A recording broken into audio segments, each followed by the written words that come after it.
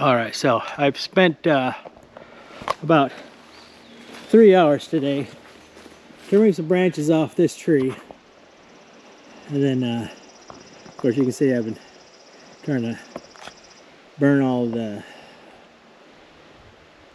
brush and everything, and I cut up a bunch of the branches. I've got stuff all over the place, so I got to get cleaned out. But then I've got some rope tied on here, you can see up here at the top, over to these trees over here, because that's the direction I want it to fall.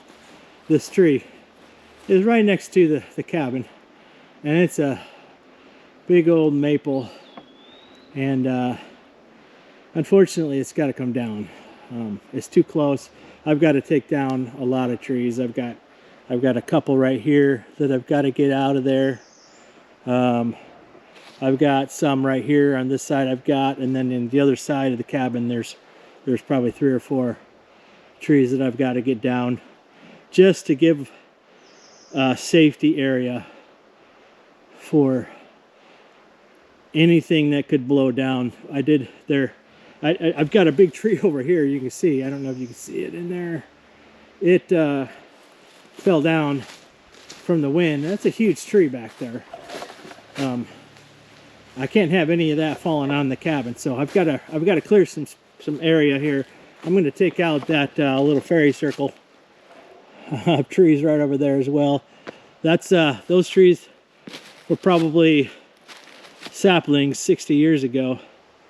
Probably somebody cut a maple down right there, and then all the little saplings came up from the roots, and now there's, I don't know, a group of 6 or 7 trees that are there, because they all grew up right around the roots and grew up. So, which is kind of a cool thing to see, but typically they makes them really weak because they're all kind of sharing that one root system. So once I clear out stuff, those trees are going to be more likely to fall eventually. So I got to get those out as well. They're just too close. And that'll also give me some area here. I've got to take out a few trees in here where I'll be setting up the sawmill there. I've got some solar panels against the tree over there I'm going to be putting up. Then I'm going to, kind of in this area here, kind of where this ladder is, I'll build a little solar shed with the batteries and all the electronics in it, and then also a place where I can store tools and things that are that I need to use, but I can't have them inside the cabin all the time, and they're just getting in the way, and I need to keep them out of the elements, but I got to keep them safe. So I'm going to be cutting this tree down. It's either going to be a smashing success or a very destructive failure. So I think I've set myself up for a success here with the rope, holding it this way so that when it falls, it'll fall that way. I've got a lot of tension on it. I got 2 snatch blocks on, one on each side, pulling it. So there's quite a bit of tension pulling it that way. So I just wanted to make sure.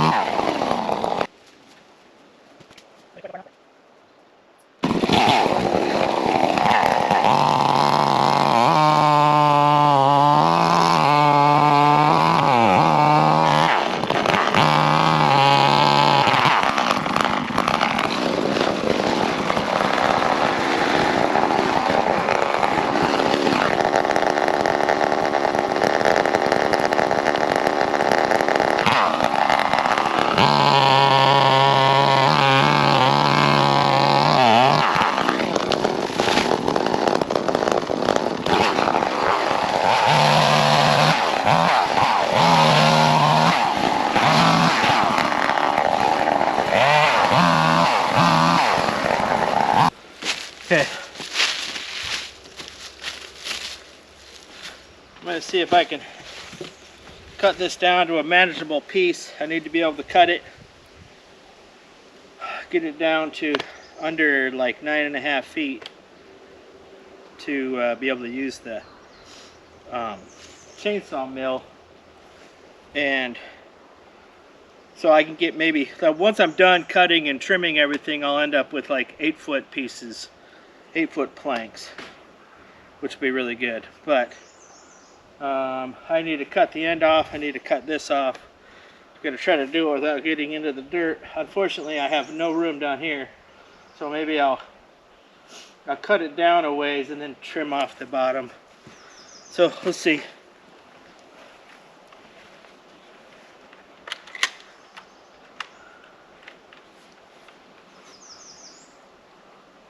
So good.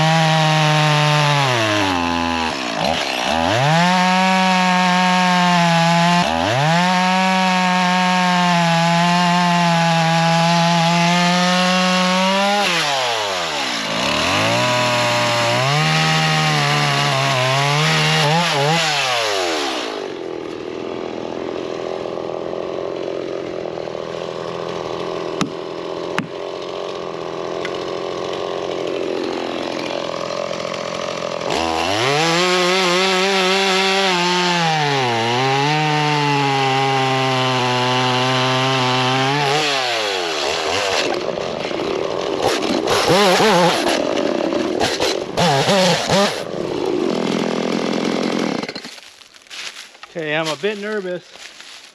I was able to get that cut, but now I gotta roll this somehow. Got it sitting on there. I didn't want it to fall and roll while I'm trying to cut and then break my leg or something. So.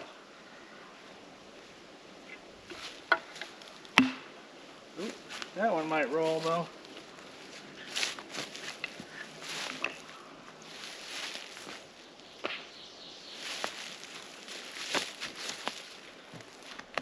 Alright, who wants to roll?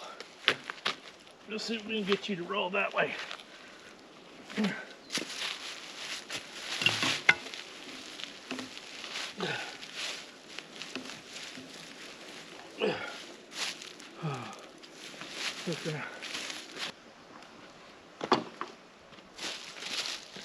Yeah, let's just stick everything right where the log might roll on top of it. That's kind of smart.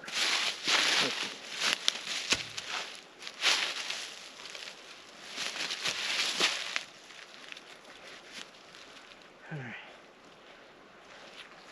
I'm gonna get over there.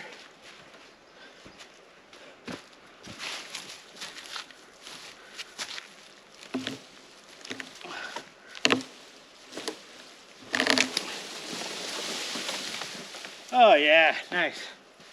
Perfect. I need to keep going though. I'll probably have to cut more to get it to roll farther. Because I need the space over here. Can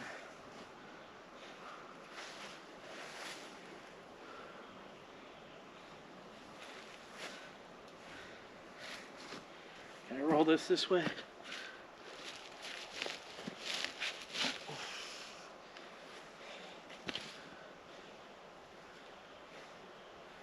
need to go just a little farther. Let's see. You gonna let me? There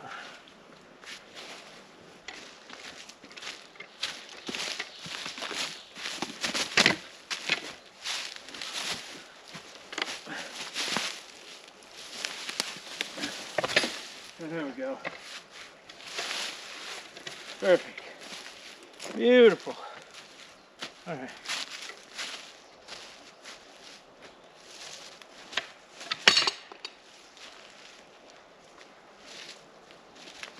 Oh. Oh, there's another one. And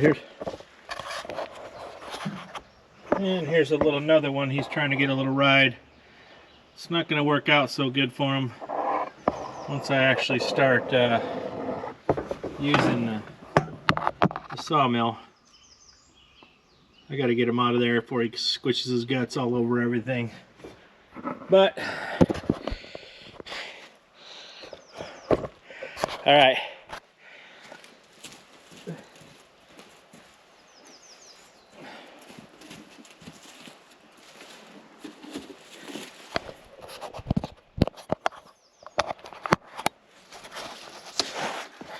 Anybody who actually knows what they're doing when it comes to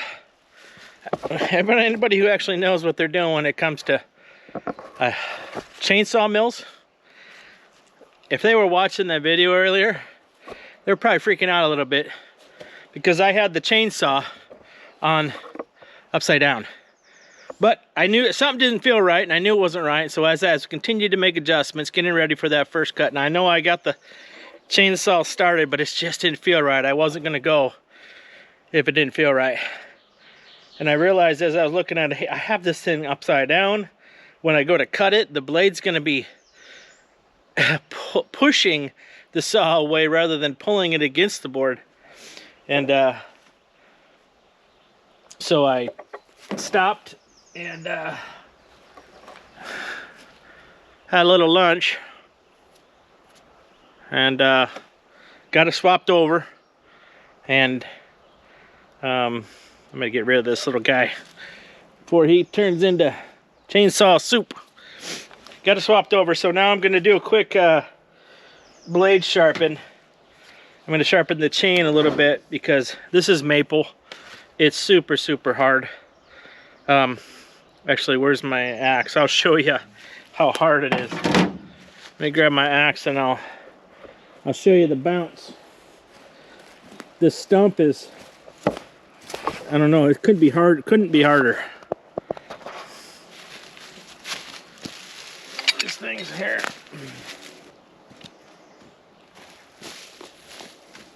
All right. Let's see. Are we getting a good view? All right. Here we go.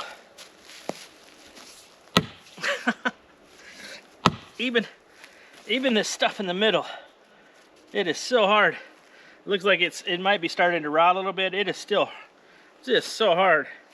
It's barely putting any dents or anything into it. So that's hardwood. All right, so I don't know if you're really interested. I'll do a little chain sharpening, and then we'll get back to first cut, maiden voyage.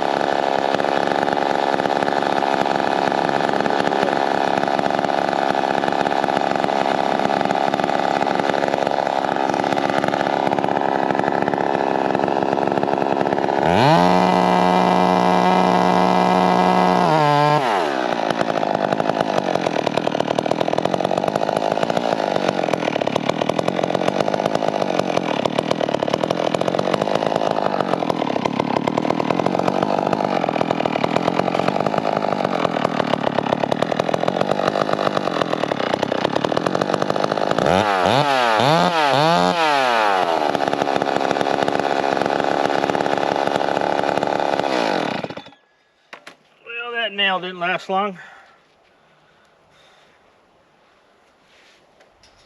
Do need to get something else in there, but this is going to be hard. Huh. I'm not using the right kind of blade either, or chain either. I need a cross cut, or is it a milling chain?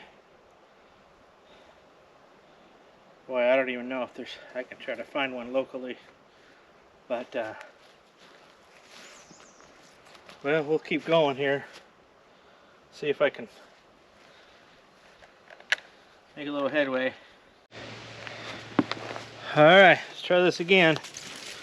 I need to go pick up some more bar and chain oil, but a little bit left here, hopefully enough to get through this tree. But man, I think my chainsaw is overheating.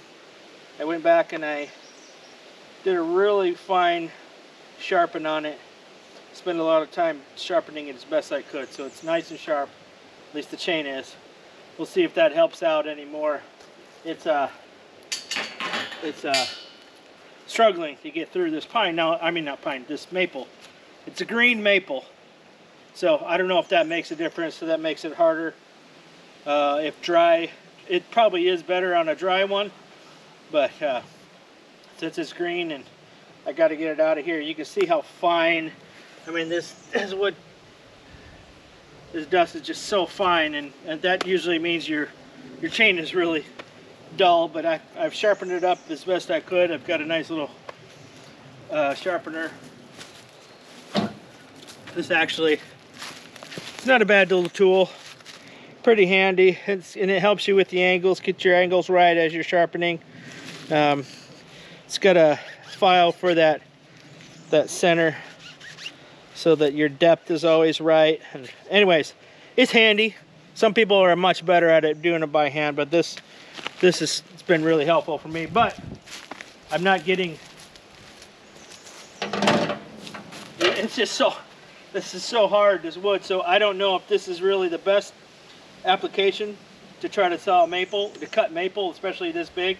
I know I've seen people do it. I've watched some videos of other people doing it, and it's a slow process.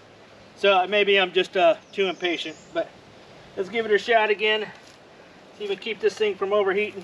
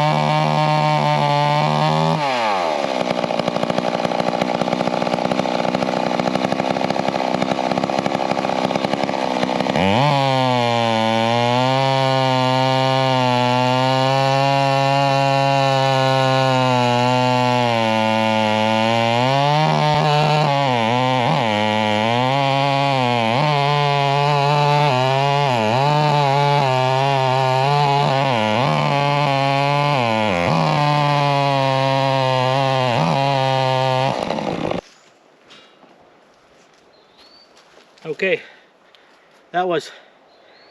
that took a lot. I went through 4. I had to fill the chainsaw up 4 times with gas and bar oil because it's so hard and heavy. So let's see what we got here. I haven't looked at it yet, but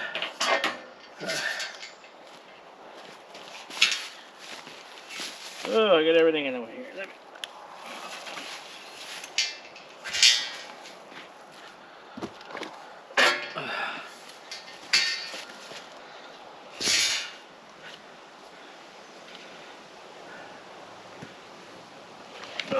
Oh man, that's horrible. The chainsaw is not, the blade is not the best blade.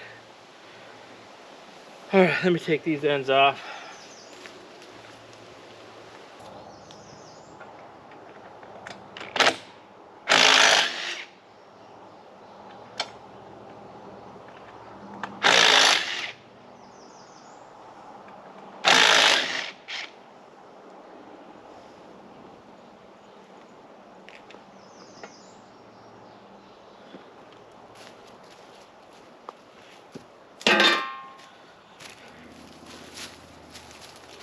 Not only did I go through 4 tanks of gas, 4 times well, 3 times I put bar oil.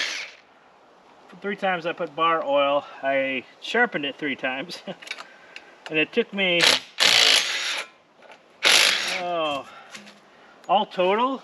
I mean, if I was able to just mill without having to stop to sharpen and put gas in it, I probably could have got it done in about 20 minutes. But constantly stopping, putting more gas in it, and boy, I think I do need to maybe tighten the chain up a little bit more. See if that helps. Get it really tight in there so it doesn't wobble at all. That looks horrible. I'm good.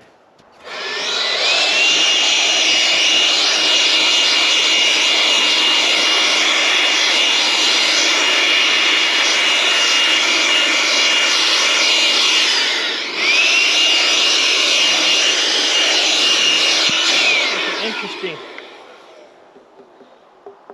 Some of the branches are coming out. But man, that is hard. I get the planer out and see what that does, but it probably won't help at all. It'd take a lot of work to get that plane down. Interesting.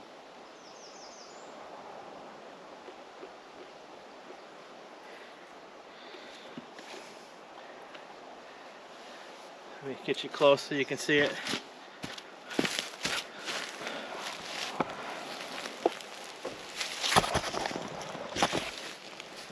You can kind of see the grain.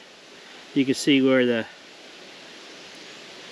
the marks from the chain, just not very clean, and I don't know if that's because of the weight of the wood on it.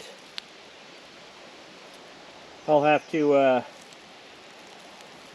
check with some YouTube experts and see what they say.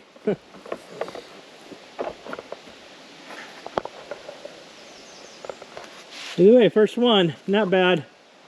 It took a lot of time for this. I'll have to,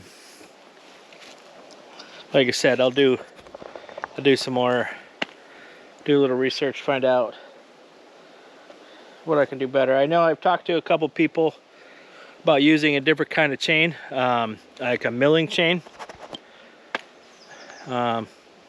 I would have to order those online, and it would take about a week to get here. So either way, it was kind of cool, interesting to see what happens. I'm gonna have to just move this out of the way so that I can take down. I've got to take down several of the trees. I'll just try to roll them all, get them all eventually kind of laid right out right here where I'm standing, get them rolled out here after I get them all cut down and trimmed up. And you see I still got a big mess over here to take care of. But once I've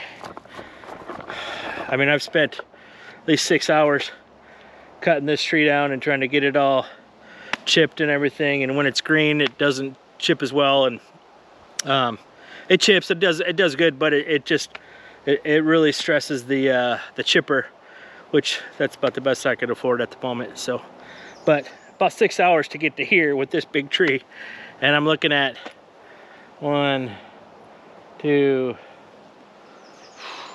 that group right here behind me, this little group here, that's probably going to be 8 or 10 hours worth of work.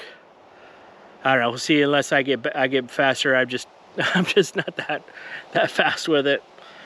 I do have the smaller chainsaw, which has been a lifesaver. This thing is a beast. It's so heavy, but the smaller one, it's the 170, the steel 170. It's awesome. It's great. It's lightweight. It goes through gas pretty quick, but I'm using them pretty aggressively. But it's kind of fun to use that one compared to this thing. So anyway, so got a lot more to come. I'll try to show. I'm not gonna mill this anymore. We'll mill more of this later. I would like to be able to roll this onto the sawmill once I get that set up. Once that's all set up, it will be a lot easier, much cleaner cuts.